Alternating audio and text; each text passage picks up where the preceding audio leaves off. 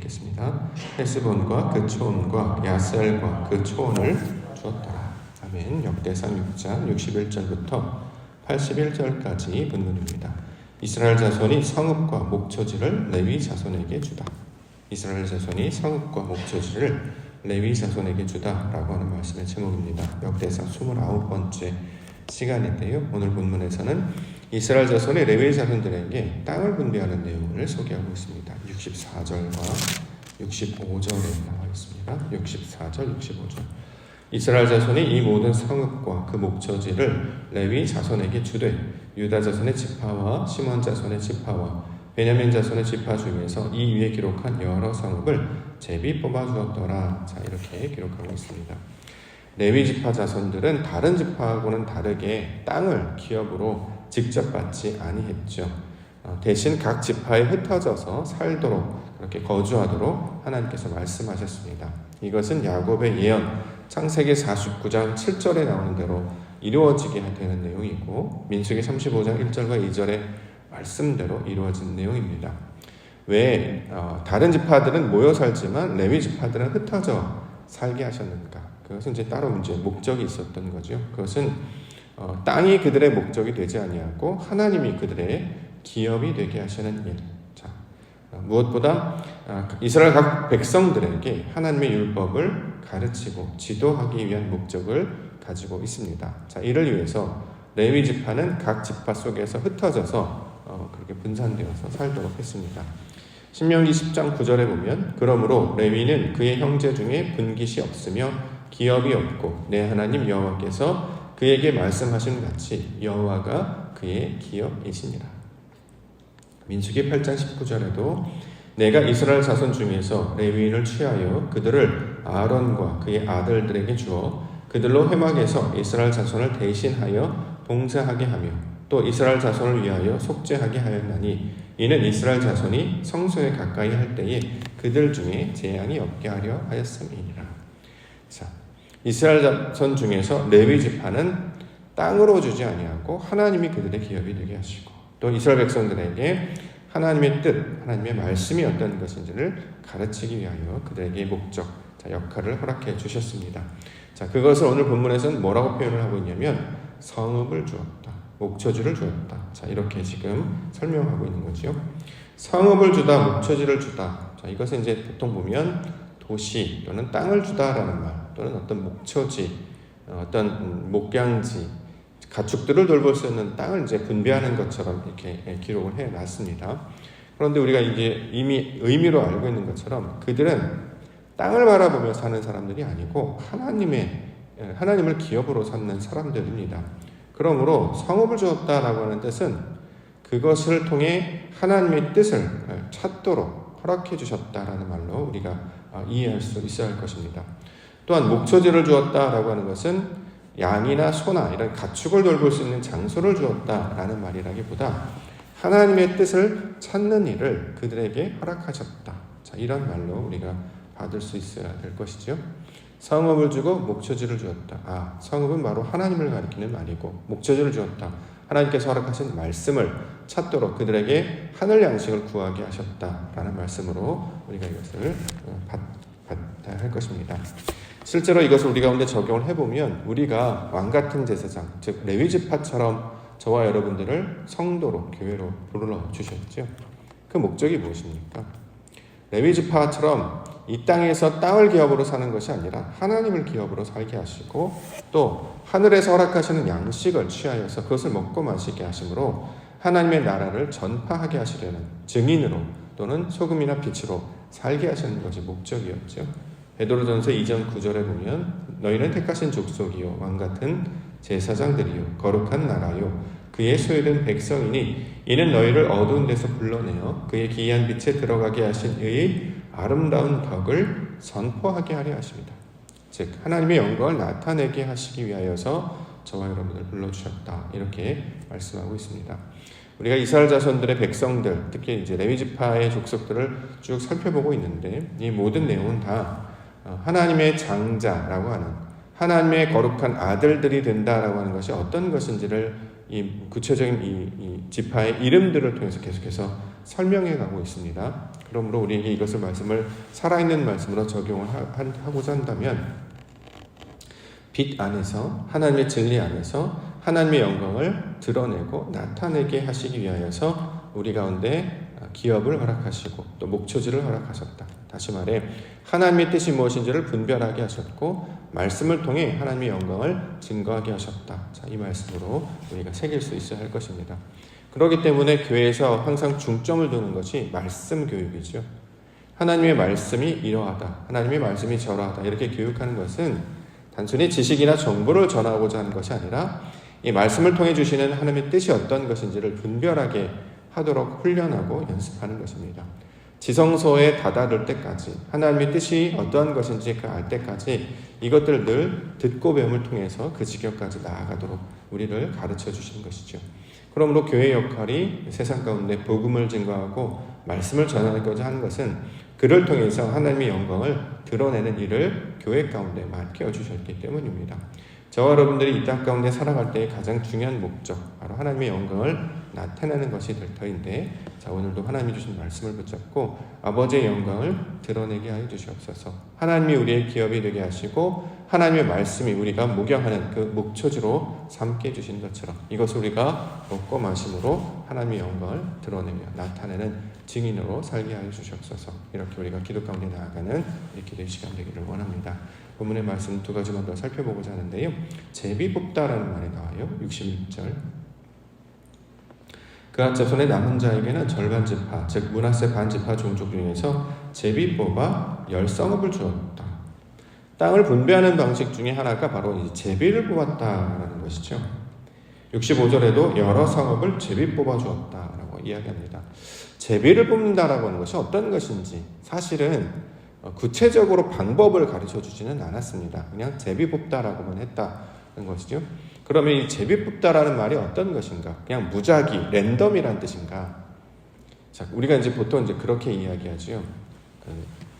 둘 중에 하나, 또 어떤 것, 또 이것을 이제 뭐 영어로 랜덤 뽑는다라고 이야기하기도 하고, 임의대로, 또 무작위로 이렇게 이제 하는데, 어떤 경우의 수에 맡기는 것이라기보다 이 제비를 뽑다가 가지고 있는 원래적인 의미는 하나님이 뜻하는 방식대로 순종해 나아가는 것이 강조되어 있는 말입니다. 자, 어떤 것을 뽑든지 그대로 이루어지지 않죠. 중요한 것은 사람이 어떤 수고나 노력을 통해서 어떤 일을 성취하는 것이 아니라 하나님의 뜻이 이루어지게 하시는 것. 사람이 계획을 할지라도 이 일을 진행하시고 성취하시는 분이 하나님이시기 때문에 이 제비 뽑다라고 하는 말이 원래 가지고 있는 뜻은 내 뜻대로 하지 아니하고 하나님이 주신 말씀을 따라가는 것을 가리키고 있는 말입니다. 제비를 뽑는다라는 말 자체가 내가 의지가 하나도 반영이 되어 있지 않다라는 거죠. 오른쪽으로 가는 것이 맞습니까? 왼쪽으로 가는 것이 맞습니까? 왼쪽으로 하는 것이 맞습니까? 오른쪽으로 하는 것이 맞습니까? 이건 다 사람의 방법론이잖아요. 어떤 것을 하더라도 하나님께서는 하나님의 영광을 나타내실 것입니다. 이것이 옳다, 저것이 옳다 이야기하지만 결국 이 모든 일을 성취하시는 분이 하나님이시기 때문에 그렇습니다. 중요한 것은 그 안에서 자신의 뜻대로 되지 않는다 할 때 거기에 순종하며 나아가는 것. 대부분의 하나님께서 우리 가운데 가르쳐준 방식이 되게 낯선 방식이에요. 우리에게 익숙한 방식이 아니라 하나님의 뜻은 늘 낯선 방식으로 우리 가운데 찾아옵니다. 그렇기 때문에 이 제비를 뽑는 것에 익숙한 자들은 하나님의 방법이 어떠한 방법으로 나타날지라도 여기에 순종할 준비와 태도를 가지고 있다라는 거죠. 구약에서 그렇게 많은 제비 뽑는 이야기를 다루면서 실제로 신약 가운데 유대인들은 예수님께서 등장했을 때에 그들은 그를 알아보지 못했습니다. 왜냐하면 자신의 방식에 낯선 방식이었기 때문이죠. 자신들은 눈에 보기에 좋은 것, 그래서 보기에 그럴듯해 보이고 또 자신의 방식이나 생각에 그럴듯해 보이는 그런 방식들을 찾았지만 하나님께서 이 땅 가운데 예수님을 보내신 방식은 흠모할 모양도 또 우리가 기대할 풍채도 없는 아주 낮고 천한 모습으로 이 땅 가운데 오셨던 거죠. 자신들이 원했던 방식으로 하나님을 만나주신 것이 아니었습니다. 사람들은 늘 높아지기를 원하고 자기 이름이 드러나기를 원하고 흩어짐을 면하는 것을 기뻐하죠. 마치 바벨탑을 쌓는 것처럼 자신들의 방식만으로 성읍을 쌓고 도시를 건설하려고 하고 탑을 쌓으려고 합니다. 그런데 하나님은 항상 그 사람들이 쌓았던 도시, 그 성읍은 무너뜨리시고 하나님의 방식으로 성전을 짓게 하신다라는 것입니다. 그래서 우리가 이 말씀을 우리가 이제 적용을 해본다고 하면 제비를 뽑는 것, 다시 말해 자신의 생각이나 어떤 자신의 뜻이 전혀 반영되지 아니하는 하나님의 뜻이 어떠한 방식으로 나타날지라도 거기에 순응하며 나아가겠습니다. 자, 이것을 우리 가운데 가르쳐주고 있는 말씀이 되는 것이죠. 무작위로 한다라는 것에 강조라기보다 어떠한 뜻이 나타날지라도 하나님의 뜻으로 받아들이는 것, 그게 더 중요한 것 아니겠습니까? 그렇죠? 결국엔 하나님께서 그 일을 이루어 가시기 때문입니다. 낮에, 우리 예전에는 낮과 밤을 따로따로 구분했었습니다. 어둠은 하나님을 알지 못하는 빛의 부재 상태로 우리가 인식을 했고, 낮은 하나님의 빛이 임재하는 하나님의 임재의 상태로 우리가 이제 그걸 구별을 했죠. 그런데 이 진리의 상태 가운데 들어가게 되면 어둠도 하나님께서 창조하신 일이 되기 때문에, 자, 이사야 말씀처럼 어둠의 때에는 아무것도 없는 것이 아니라 그 어둠이라고 하는, 저녁이라고 하는 그 말이 결국에 하나님의 말씀을 통해서 가르친다라는 의도를 가지고 있기 때문에 우리가 자는 그 동안에도 하나님은 일을 하시고 우리가 깨어있을 동안에도 일을 하시기 때문에 결국 모든 주권이 하나님께 달려있음을 우리 가운데 가르쳐주고 있는 것입니다. 그래서 하나님을 기업으로 받는 것이죠. 땅을 기업으로 받는다라고 하는 것, 내가 수고하고 경작하여 어떤 걸 거두는 것이 아니라 하나님의 뜻을 그대로 받아들여서 그것을 하늘의 양식으로 삼는 것. 자, 이것을 제비 뽑는 다의 개념으로 우리가 받을 수 있을 것입니다. 또 하나가 이제 도피성인데요. 67절에 또 그들에게 도피성을 주었으니 에브라임 산주 세겜과 그 초원과 게셀과 그 초원과.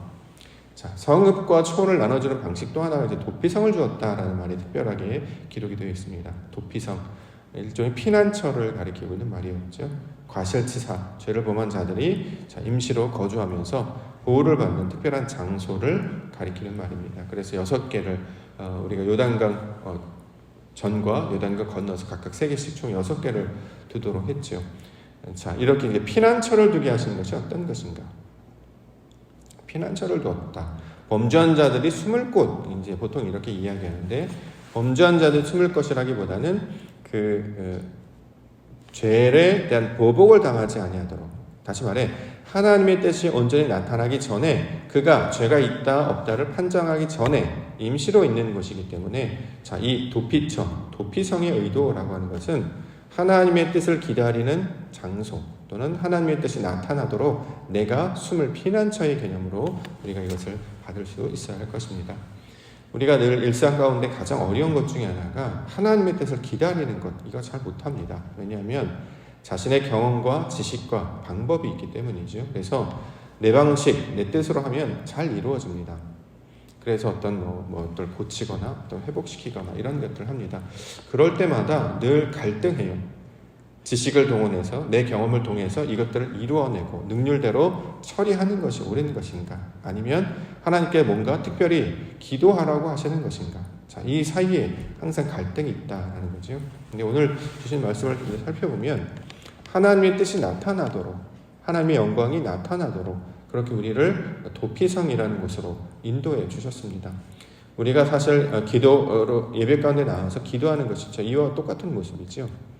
기도를 해야 합니다. 왜냐하면 우리가 바라는 것은 하나님의 뜻을 우리가 이루는 것이기 때문입니다. 우리의 능력과 우리의 재주를 세상 가운데 드러내서 마치 영웅처럼 살아가는 것이 아니라, 우리가 가진 지식이나 경험이 있지만 하나님이 말씀하시도록, 하나님께서 우리의 마음을 움직이시도록, 하나님이 하시는 일을 우리가 목격하도록 기다리고 그걸 바라보는 증인의 역할을 하기 때문에 우리의 뜻대로 하지 아니하고 우리의 뜻대로 임의대로 했다가 죄를 범하는 하나님보다 먼저 나아가서, 앞서 나아가서 죄를 범하는 우를 범하지 아니하도록 도피성이라는 개념을 우리 가운데 들게 해주셔서 그 가운데서도 기다리고 참게 하는 것, 그래서 우리가 하나님의 영광을 받아내는 그릇이 되는 것이 더 큰 목적이 되기 때문에, 자, 이것들을 감당하도록 도피성을 이야기하고 있습니다. 제비를 뽑는 것이나 도피성에 우리가 피난해서 가는 것이나 모두 다 하나님의 방식을 받아들이는 것이죠. 하나님의 방식은 우리가 익숙한 방식이 아니라 우리의 생각과는 낯선 방식을 늘 찾아옵니다. 그래서 낯선 방식으로 찾아오면 우리가 안절부절해요. 걱정하고 노심초사하고 또 그것들을 하지 못해서 무언가 들쑥들쑥하는 우리의 몸들을 일으키려고 한다는 거죠. 자, 그럴 때 하나님의 뜻이 어디에 있는 것인가? 레위 지파 하나님의 제사장들은 하나님의 뜻을 구하는, 그래서 우리 안에 나타내시고자 하는 하나님의 뜻이 온전히 이루어지도록 이것을 기다리게 해 주셨습니다. 왕같은 제사장으로 하나님 택하신 족속으로 그렇게 하나님과 결합한 자로 저와 여러분들을 불러주신 줄 믿습니다.